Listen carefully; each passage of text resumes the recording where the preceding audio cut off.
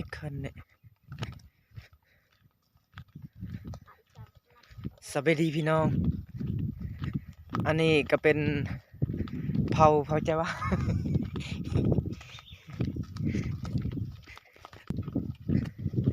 ก็จะเป็นเผาตะเลียงนะพี่น้องมาตักน้ำเนาะโอ้อยู่สังกะเพงงามๆเนาะ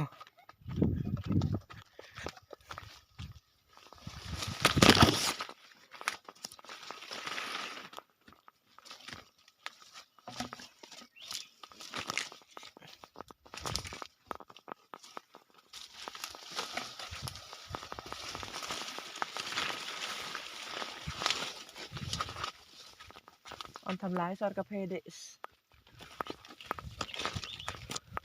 โอ้เส้นทางเนาะพี่น้องโอ้ลำบากหลายทางลงคอยเนาะ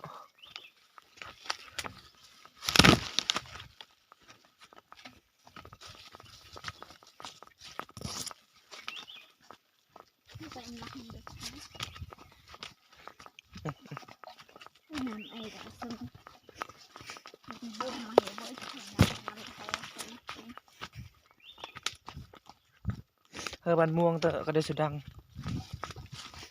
quay em mình còn mua จุกไปแล้วดังให้วักขึ้น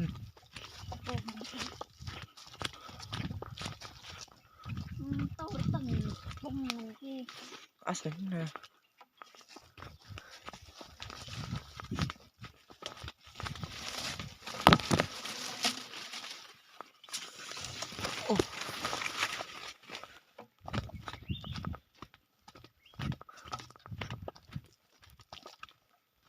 bọc đưa cái kêu mà tay trái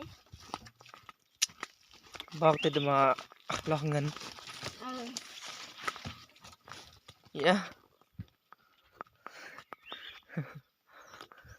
นี่ก็จะเป็นซาวไม่ห่างเนาะพี่น้องไม่ห่างไปตักน้ำเนาะพี่น้องเนาะเดี๋ยวคนเจียกระตุกบักใหญ่เนาะพี่น้องเนาะใครสนใจก็สิติดต่อให้เนาะพี่น้องเนาะเสียงตายแล้ว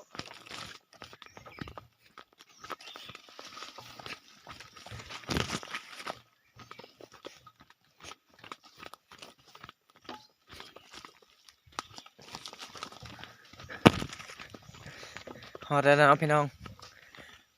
บอนนี้ก็จะมีกระตูบน้อยๆเนาะพี่น้องเนาะส่วนเขาเนี่ยลงมาแต่หันเนาะพี่น้องเนาะ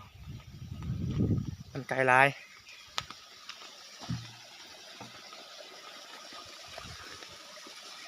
บรรยากาศตอน1 โมงเนาะพี่น้องเนาะลงมาสักเครื่องเนาะเนี่ยน้ำก็ งามเนาะ